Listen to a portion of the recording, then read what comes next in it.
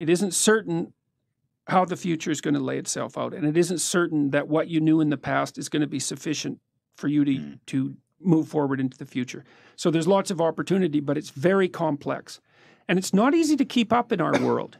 You know, like if you look around the world, you might think, well, the happiest people are those where the standard of living is the highest. That's actually not the case. Right. And you think, okay, but why wouldn't that be the case? It's like, what do you want? Malaria and death at 40? Obviously not.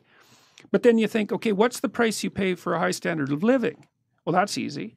You virtually always sacrifice the present for the future. You're always working. I mean, you guys, you're fairly influential and you've got this good thing going, but like it could crash at a moment's notice. You better keep your eye on it. And every day you're thinking, okay, this has to be done and this has to be done and this has to be done. And it pays off. I mean, you have a nice studio and I would presume a reasonably comfortable life, but it's not like you're not running on a treadmill to keep that going.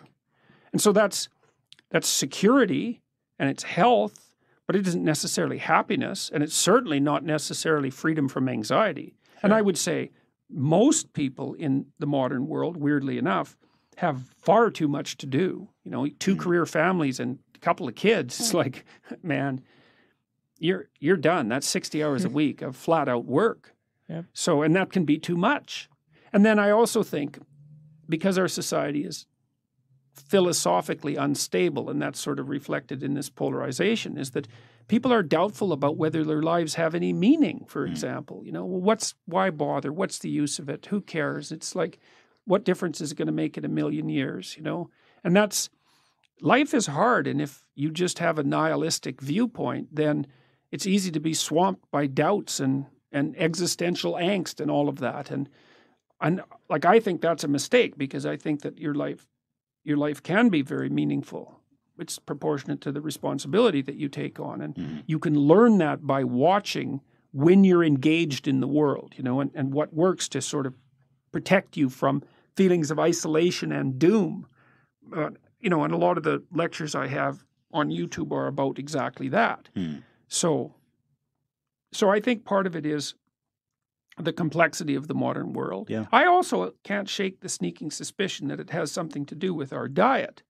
Really? Well, you know, I saw this. We know that obesity is like skyrocketed. Yeah. Okay. So, and probably the reason for that, it's not exactly certain. There might be complicated reasons for it, but certainly one of the reasons is that people eat far too many carbohydrates. Right. You know, I saw this video from World War II about and in one of the scenes they showed all these men in New York lining up to be inducted, and it's like, you know, 20 blocks of guys with no shirts on standing in line to be inducted. Every single one of them was bone thin. Interesting. Yeah, I mean, there's more and more evidence that dietary sensitivity, for example, is linked to conditions like schizophrenia. You have about 100 times more bacterial cells in your body than human cells, which is really quite a freaky thing to think about. Luckily, they're quite tiny, because otherwise you'd be like a giant amoeba, you know. But the gut biome produces a lot of neurochemicals, and so it does play an integral role in the regulation of your mood, which is also a very strange thing. One possibility is that, well, let's say you eat a lot of carbohydrates and sugar. Okay, so what happens is that you grow bacteria in your gut that really like carbohydrates and sugar. Right. Well, so then you think, well, I'm always having cravings for carbohydrates and sugar. It's like, you're having the cravings, you think. Well, maybe not. Maybe what's happened is that, you know, through a Darwinian process, you've encouraged the growth of bacteria that really like sugar and carbohydrates, messing with their cravings. That's. I mean, we're really walking oceans, you know, like we're big creatures. Yeah. I mean, we're not big compared to like a Douglas fir or the sun, but like we're pretty big creatures, and we are liquid. Most of us is liquid, and you know, if you saturate yourself with carbohydrates and sugar, then you are invaded by the bacteria that live on those things, and so that's not necessarily so good for you.